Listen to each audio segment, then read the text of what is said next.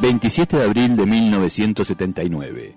Primera huelga general de los trabajadores a la dictadura oligárquico-militar.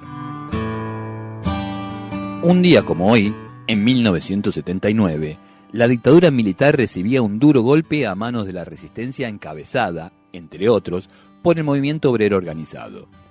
Desde su inicio, el 24 de marzo de 1976, la dictadura no cesó un minuto de hostigar a las organizaciones populares y principalmente a los jóvenes y los trabajadores. Miles y miles de compatriotas, muchos de ellos trabajadores, delegados de base, dirigentes sindicales intermedios, estudiantes, fueron secuestrados y desaparecidos. La CGT fue intervenida como así los sindicatos, con comisiones gremiales íntegramente desaparecidas, con el terror que se percibía a cada momento en cada lugar. La dictadura oligárquico-militar comenzó a poner en práctica el viejo anhelo de las minorías de este país, instalar un régimen de desindustrialización, de endeudamiento, de timba financiera y de extranjerización de la economía que traería zozobra a millones de hogares argentinos. La dictadura derogó la ley de contrato de trabajo y, para terminar de enterrarla, secuestró y asesinó a su inspirador, Norberto Centeno. Las 62 organizaciones peronistas fueron prohibidas. La CGT también debía desaparecer.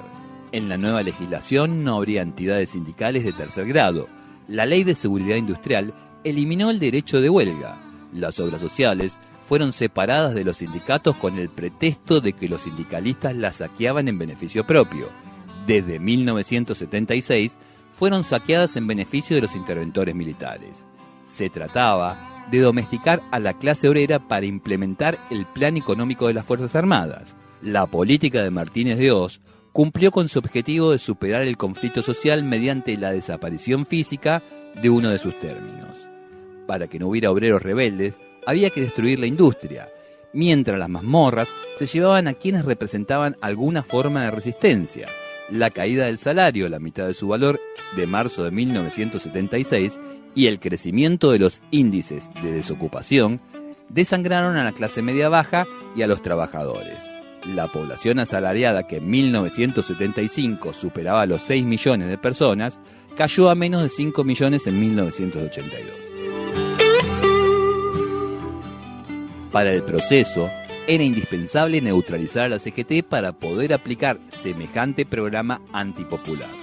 Sin embargo, la silenciosa resistencia comenzó a crecer.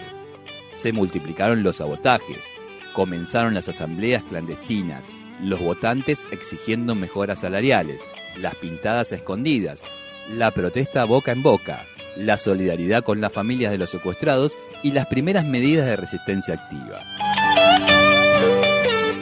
Como la Confederación General de Trabajo estaba disuelta, los trabajadores se organizaron en diversos grupos. Uno de ellos fue la Comisión de los 25 Gremios Peronistas, creada el 1 de marzo de 1977, integrada, entre otros, por Roberto García, taxista, Fernando Donaires, papelero, Osvaldo Borda, trabajadores del caucho, Germán Abdala, Anusate, y Saúl Ubaldini, cerveceros. Otro, que actuaba en la clandestinidad, era la CGT en la Resistencia, liderada entre otros por Armando Croata, municipales, Arturo Garín, UON, José Dalmazo López, químico, Ernesto Ramírez, ATULP, Mario Aguirre, ATE y Eduardo Requena, docentes. En los últimos días de 1978, la Comisión de los 25 organizó en Capital Federal una reunión multitudinaria en la que Saúl Ubaldini leyó un documento en el cual se reclamaba el restablecimiento de la Ley de Asociaciones Profesionales y la legislación del trabajo que habían sido abolidos. Se atacaba a la política económica y se reclamaba la recuperación de los salarios. Las obras sociales debían ser devueltas a los trabajadores previa a su recomposición económica financiera. En lo político, se rozaba lo que los militares consideraban una insurrección. El documento reclamaba el restablecimiento de la democracia con justicia social. Los 25 iniciaron su ofensiva poniendo en estado de alerta a todo el movimiento obrero y avanzaron hacia el paro general. El 21 de abril de 1979, los 25 convocaron a una huelga general por 24 horas para el día 27, demandando la restitución del poder adquisitivo del salario, el restablecimiento de las convenciones colectivas de trabajo contra la reforma de las leyes de asociaciones profesionales y de obras sociales, y por la normalización sindical.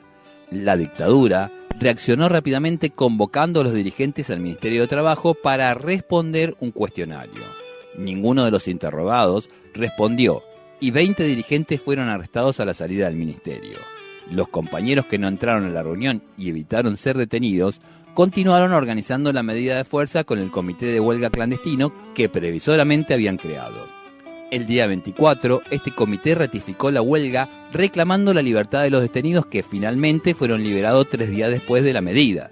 La paralización afectó principalmente el cinturón industrial del Gran Buenos Aires, las ciudades más importantes del interior del país, grandes fábricas del conurbano bonaerense y las líneas Roca, Mitre y Sarmiento.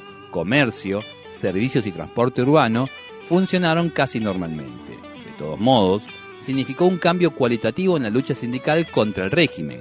La dictadura mantuvo detenidos hasta mediados de julio a los dirigentes de los 25.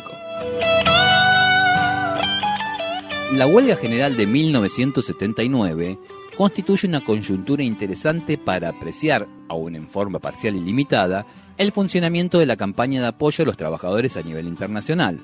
Las reacciones internacionales se produjeron sobre todo a partir de la detención de los sindicalistas a la salida de la mencionada reunión en el Ministerio de Trabajo. Este hecho proporcionó a las organizaciones de exiliados la oportunidad de colaborar concretamente con los sindicalistas en suelo argentino, convocando a la solidaridad del sindicalismo internacional. La reacción de las organizaciones internacionales no se hizo esperar. Las 3 centrales mundiales enviaron telegramas pidiendo la inmediata liberación de los detenidos. Numerosas centrales nacionales europeas, sobre todo la alemana, las francesas y españolas, presentaron inmediatas protestas y hasta voceros del gobierno de Estados Unidos manifestaron la preocupación del presidente Carter por los detenidos. La huelga general de 1979 es una bisagra en la historia de las luchas populares argentinas. Aunque la dictadura pronunció en 1979 su ley sindical disolviendo las organizaciones de tercer grado, en enero de 1980 nació la CGT Brasil.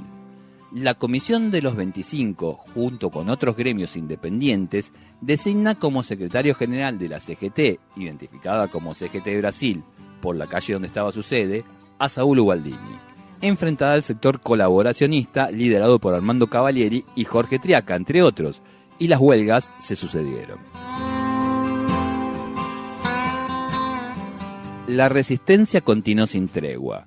Fue de esta CGT donde llevaron a cabo otros durísimos golpes a la dictadura, como la movilización de Paz, Pan y Trabajo de 1981 a San Cayetano y la del 30 de marzo de 1982 a Plaza de Mayo, pocos días antes de la Guerra de Malvinas, cabe destacar ambas duramente reprimidas.